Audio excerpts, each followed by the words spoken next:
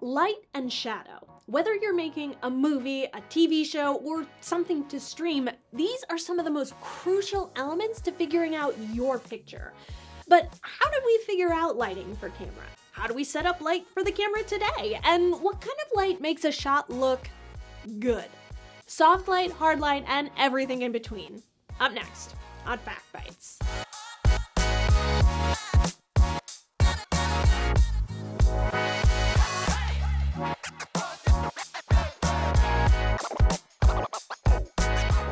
Before we light this bad boy up, don't forget to like and subscribe so we can continue to illuminate you on all things cinema.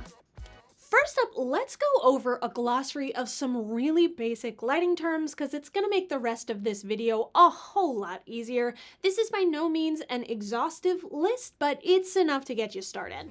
Hard light, a light that hits your subject directly, usually resulting in an obvious line between the lit part of your subject and the shadow part of your subject. Soft light, a light that goes through layers of diffusion so that the difference between the light and the shadows is more gradual looking, as it were, softer. Modifiers, any material you put in front of the light to help mold and manipulate it. This can be diffusion like paper, silks, soft boxes, scrims that spread the light out to make it softer.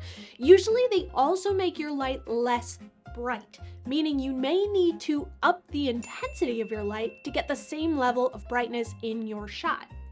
Modifiers can also mean tools like egg crates or grids to minimize spill, barn doors to shape and focus the light, and reflectors that can bounce light off of other lights.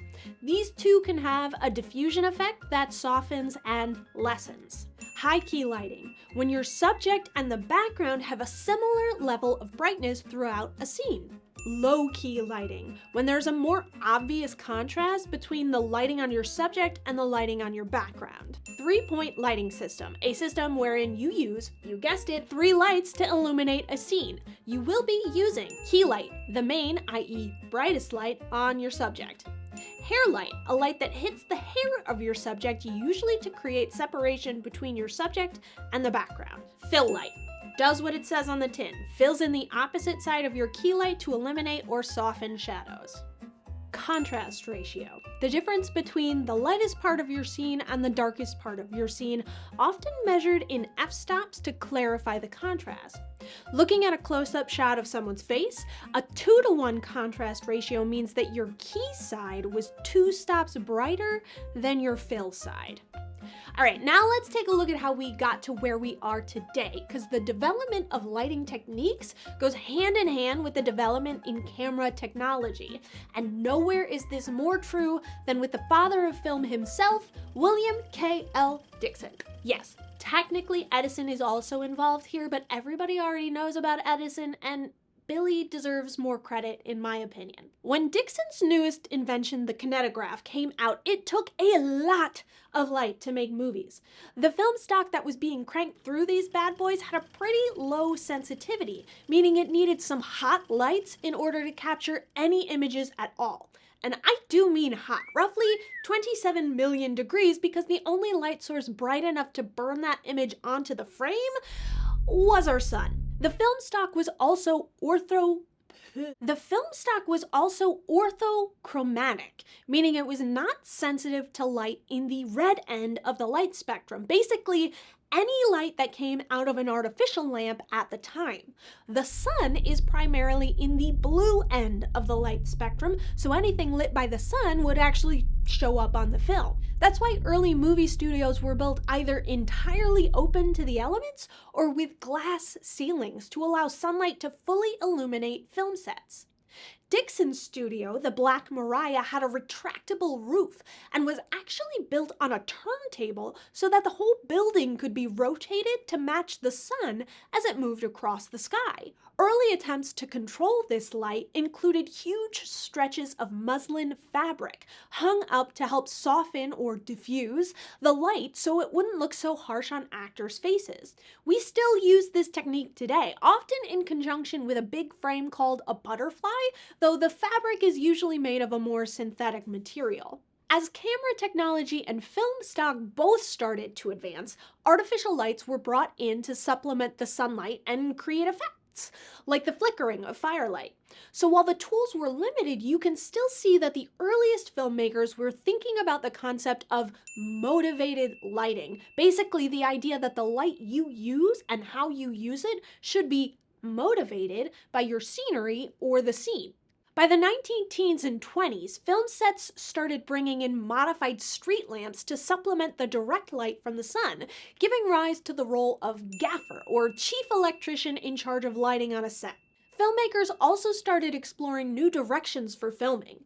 Literally, early film sets positioned the camera directly in front of the key light, making actors stare directly into it to keep them illuminated. Quick reminder that that key light was the sun. But by the teens, crews had started to rotate the setup so that the cameras would be facing towards the sun. This ultimate hair light served to separate subjects from their backgrounds, adding more depth to their shots.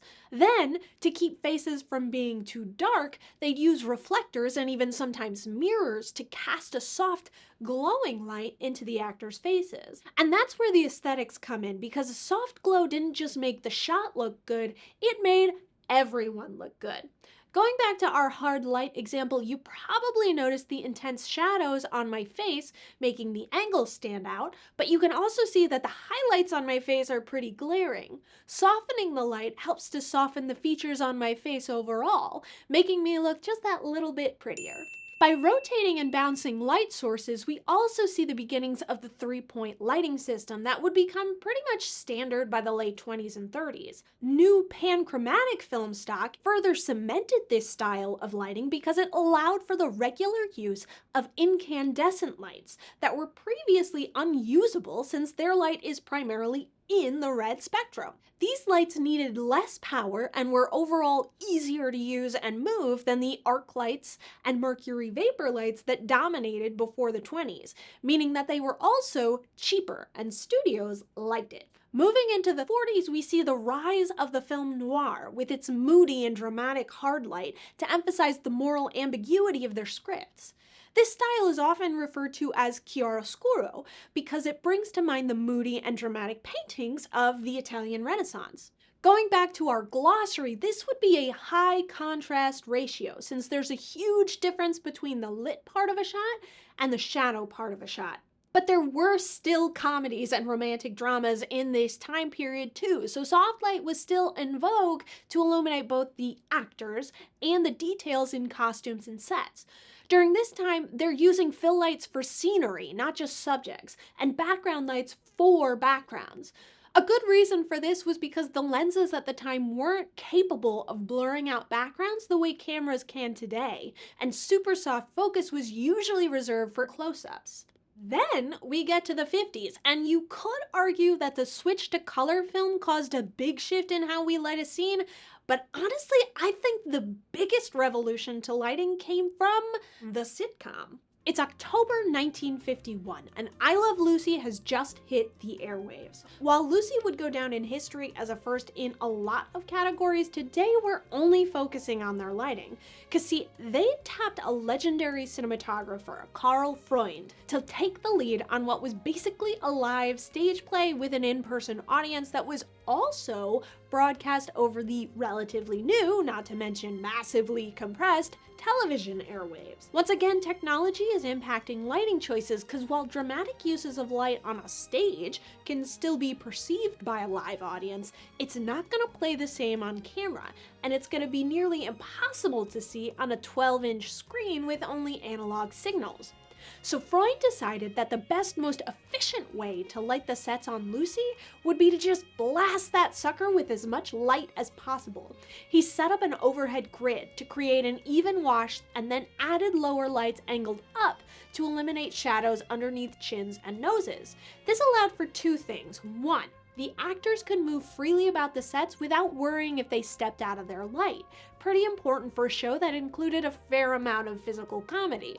The second thing that it allowed was faster and easier setups. See, on a film set, you very often have to rearrange your lights for every shot. Even something as simple as a conversation at a cafe table between two characters. You're gonna have one lighting setup for your wide shot of the two of them at the table, another lighting setup for a close-up on character A, and a third lighting setup for your close-up on character B. You've got to make sure your light stands don't accidentally end up in the shot, but you've also got to make sure that the lighting matches between all three shots so that it looks like all sides of the conversation are taking place in the same location at the same time. So in between shots, you've got to halt filming so that the lights can be moved for each individual camera angle, and this process can take a while. By blasting an even wash of light over the whole set, Freund sped up production exponentially, since there was no need to stop and move anything between takes. This was even more important when you consider that Freund was also using 3 cameras at any given time to film the whole show. So no matter what camera lens you're looking through, the light matches from every angle, keeping visuals consistent.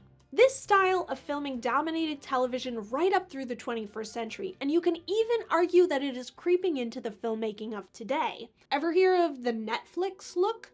A lot of cinema aficionados out there are lamenting the death of cinematography due to an overabundance of film and television using the same high-key lighting with fewer and softer shadows similar to that found in a sitcom, even if the overall look is on the dark side. This is particularly evident in Netflix productions, but it's making its way through the production world as a whole.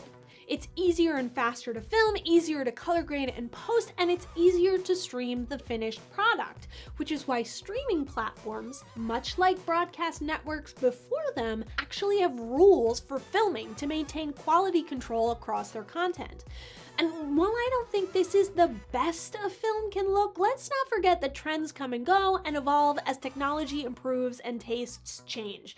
In 1941, the peak of the golden age of Hollywood, they released 1,450 films. Not all of them were Citizen Kane. Which brings us to this ultimate question. Is there a hard and fast rule for setting up the light in your shot to guarantee your movie looks good? No! I mean, yes, technically there are best practices, and you're gonna know a well-lit shot when you see one, but rules were meant to be broken. Because see, the only factor that you really need to consider when lighting a shot is the story. Everyone on set, from the director and the gaffer down to the lowly production assistant, is here to tell a story. And you can paint the most beautiful picture of light possible, but if that light isn't helping tell the story from the script, you didn't do your job right. And if your audience is too busy noticing the light to stay invested in that story, you also didn't do your job right. Or as two-time Oscar-winning cinematographer Roger Deakins will tell you, there is nothing worse than an ostentatious shot or some lighting that draws attention to itself. There's a time and a place for all kinds of lighting. A multicam sitcom set up as a workplace documentary might not have super flattering lighting, but it lets you believe you're actually watching real employees in a real office. If you're making a high-budget fantasy with a strong moral backbone to it, something moody and contrasty with vibrant colors would probably make more sense than a soft, flat lighting that doesn't really emphasize any particular element of the story. But a lighthearted comedy that also tackles themes like the high standards for women set by the fashion industry and the media might want to rely on a style of lighting that's more flattering to your subjects and emphasizes more of the lavish backgrounds that you've built to sell the idea of luxury and style. And I'm gonna throw in one more element to this story rule. Don't discount the end user experience when you're setting up light for a shot. And here's why. Think back, if you're old enough, to the final season of Game of Thrones. You may remember the massive kerfuffle over the fact that many viewers could not see anything happening in one of the ultimate battles of one of the ultimate TV shows that defined the 2010s. The image was too dark to be broadcast and or streamed, and trying to adjust your TV screen to fix it only made it worse with digital banding and noise taking over. Part of the reason for this issue was because the cameras that filmed everything were too good for your TV.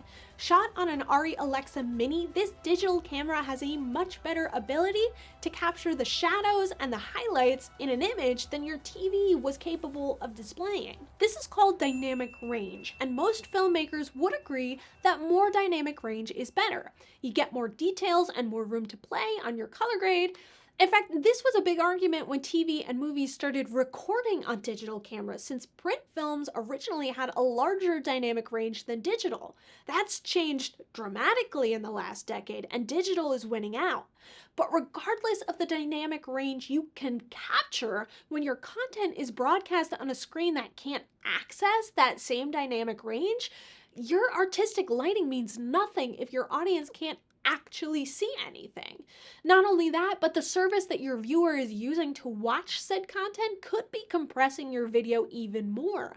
While you can't argue that 2019 was the beginning of streaming content, most audiences probably weren't shelling out for premium bandwidth to tackle the high bitrate needed for smooth, clean playback of the episode. So you end up with more compression and more artifacting, leading to more complaints from more audience members, which means they're not actually invested in the battle itself. Mood and action and genre are gonna dictate how you light a shot to help emphasize those elements. But you can't forget the important part your audience plays in absorbing that story. If your shot's too dark for them to see, then they're not in the story anymore. They're too distracted and annoyed to be caught up in it. If we compare the Battle of Winterfell to the Battle of Helm's Deep, a scene shot on and for vastly different technology, you can see this point very clearly. Helm's Deep's lighting is actually pretty soft, with a low contrast ratio between the highlights and the shadows. And in comparison to Game of Thrones, it is bright. I can see everything that's going on in a way that could almost be confused for daylight. But my brain doesn't care if that's realistic or not. I'm too concerned with whether or not Aragorn and King Theoden are going to defeat the overwhelming army of Uruk-hai to worry that the shot's lighting isn't naturalistic. I don't even care that it's raining and everyone's torches are still lit. Now, does that mean I think we need to start catering to people who watch movies and TV exclusively on their phones? No, absolutely not, because phones are for YouTube videos and TikTok, not for film or even television. But don't forget that your audience plays a role in the filmmaking process too. A story isn't a story if nobody's listening. So those are our hot takes on cinematic lighting. Got any tips and tricks we missed? How about questions about movie making? Let us know in the comments below.